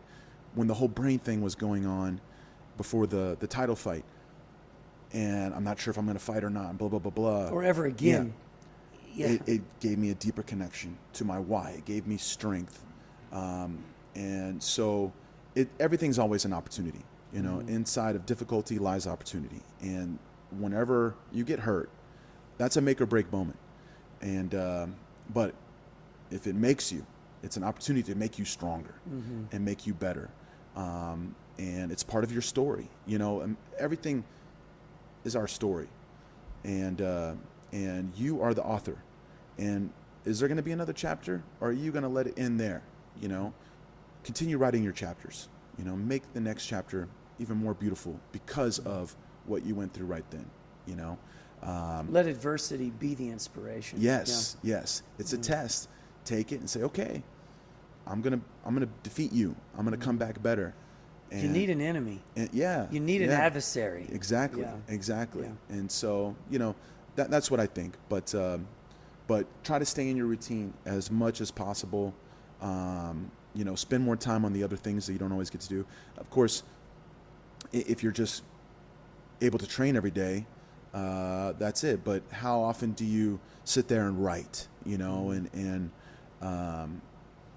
like study, really study, or watch video, or, all those other things, read more books, anything that you can do that maybe you didn't have time for before, now you can do it.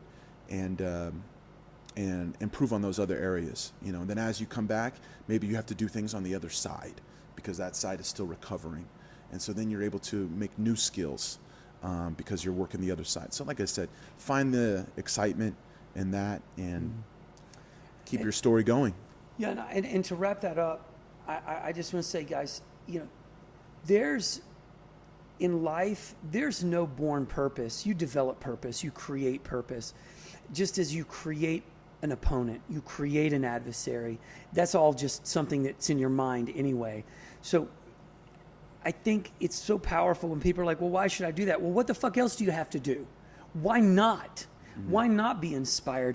Why not find a reason to compete with yourself in a positive way? I'm talking about beat your last best effort. Yeah. Beat your last best record.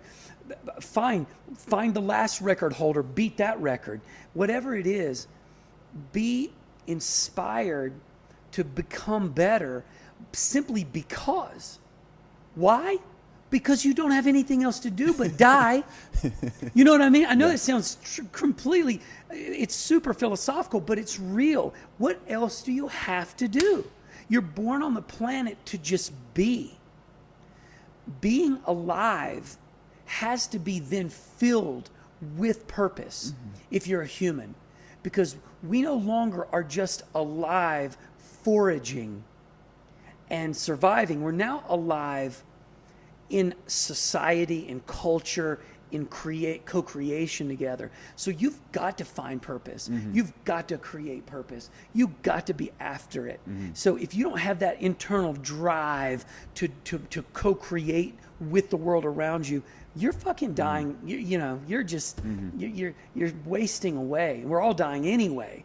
But why not do it with some like, I don't know, some, what's the right term? With some intention. Yeah. Why just go out, Yeah. and purposeless? Exactly. And in everything, I have to have purpose. For me, as a teacher, as a competitor, as a businessman, whatever. This whole thing was about teaching, the theme of our conversation today. So you have to approach every class with a purpose. You can't just go through the motions. People feel that. If you're just going through the motions, they feel it. I love to teach. Don't you love to teach? Oh, yeah. Oh, yeah. And they know that But too. there are days that are harder than others. I agree. There are days but where... they know when we don't love it. They know it. Well, here's what I'll say out of that. Maybe this could be a closing thing is, there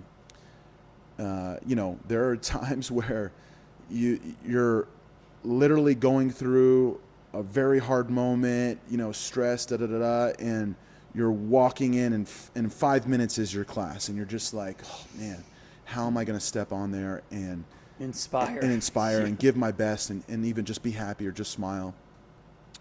Fake it until you make it.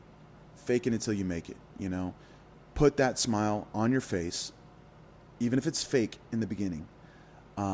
Anytime, like, for example, that camp, when I had all that stuff going on, sometimes I was getting off the phone to a doctor or someone that's giving you a no. That's giving me a no, yeah. And I'm literally going right to teach class, and I'm just like, you're deflated. But you put that smile on your face, and you start to give your best, even though it may not really be your best. But inside of 5 minutes, looking around, seeing the ones that I love, understanding that I would not want to be doing anything else. This is my passion. This is my life. This is what I love to do. Within a few minutes, I can make the switch and actually really feel good. Because you love to teach. Yeah. But those days are going to happen. You're not always going to be at your A game. You're not going to be feeling like that. Well, I tell people all the time, if you don't love to teach, I don't know why you're here. Yeah. This is a teacher training program. And loving to teach is something that you don't have to teach anyone. Yeah. You just love seeing people grow and you being an assistant to that. You co-creating that. You making a difference. Yes. That you making a difference in another person's life turns you on. But sometimes you need that auto-suggestion. You need something to tell yourself. The same way you have to pump yourself up to compete, sometimes you got to give yourself those auto-suggestions to teach as well, just to be able to give your best. And it's not easy to give your best in everything every day. And so, finding your purpose and what you need to tell yourself to switch. One thing we like to say is, look, in my self-talk is, this is going to be the best class I've ever taught. Every time. This is the best class I've ever taught. I'm going to give my best. I believe in my students, and they are all future black belts. I believe in them, and I'm going to take them there, just that positiveness. So you have to flip the switch. and sometimes it takes a little bit of work. I say that. I wake up in the morning. I go. Malane's not going to yell at me today. This is going to be my best day. I'm gonna get it right today. I'm gonna get it right today. And then I'm like killing it. And I'm killing it. And and I usually don't succeed, but it doesn't matter because it's the self-talk. It's that self-talk that gets you there. Well, Rafael Lovato Jr., one of my best friends and one of my mentors and teachers, just such a pleasure to have you here with us in our, Rafael's been here in our home as we started our first annual training camp. It's just this Retreat. beautiful retreat. Yeah, excuse me. That's actually a better term. No, I said camp many times. Yes. And Deanna, my fiance, has corrected me. No, it's retreat. Yeah, and you got me on me too. This has been, because it is a retreat, we have had, it's an ongoing learning party. Yes. And that's about the best way to describe it. A learning party. It's a learning party. I love it. Because we have a great time at night. We have a fun time at night, and we train all day. Yeah. It's true. And it's been beautiful. And guys, hope to see you guys in the future when they open the borders back up, they meaning the overlords. When the overlords open up again and let us be together again, we would love to have you guys come and join. That's the Rafael Lovato Jr. Winter Retreat, and then we'll do a summer one as well. So we'll be together with you guys in person hopefully soon. And in the meantime, you guys can stay connected to Rafael by going to his Instagram account, which is Lovato JR BJJ. so Lovato Jr. BJJ. BJJ. And you can follow him there. He's always posting inspiring things. Then you can get down that rabbit hole. DVDs, instructional, his new online website coming out, Timeless Jiu-Jitsu soon, which you'll be able. Yeah, all that's going to be on there. So once you get there, it'll all start because you'll start seeing he'll be posting about all that stuff. So a wonderful, wonderful example of a lifelong commitment to a craft, which I love craftsmen. I love people who are committed to a craft for their entire life, and he's one of those rare folks out there that are doing that. And that's it. You can always get in touch with us by sending us DMs or however you want to get hold of us. And now it's time for you guys to do some Budokon with Malane, Shayne. She's going to take you guys. What do you got planned for him, babe? Some yobility. Some yobility. I like that. Yeah, that's what she did. She put some yo and some mobility together, get some yobility to get you better at your BJJ. So it's going to be super fun. Yeah. And your joker.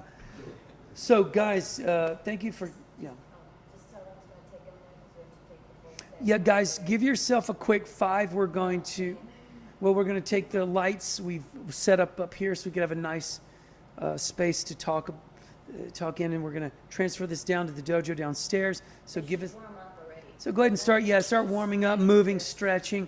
By the time that all happens and you go pee, get your water, all your business, we'll have the lights set up downstairs and be ready for class. Sound good? 1, Sounds great. 2. Well, I'm sorry. I just want to say thank you one more time. Thanks for having me on. Thanks for this incredible week. Oh, yeah. Thanks everyone for tuning in and all the support. I definitely feel the love from your community. So that's it. Just want to say thanks because I'm not going to see them again next week. Well, but that's true. I'm sure I'll see them soon. I'm just thinking in my mind they're going to be with you now. These guys are. I'm sure we've got new fans of you. If they're going to be excited to keep up with you, and of course, hopefully we'll be back out there winning some more world championships. That's right. Us. Okay, guys. Thanks so much. We love you, and we'll see you soon. Thank you. Boom. Brilliant. Yeah. Another beautiful one in the can.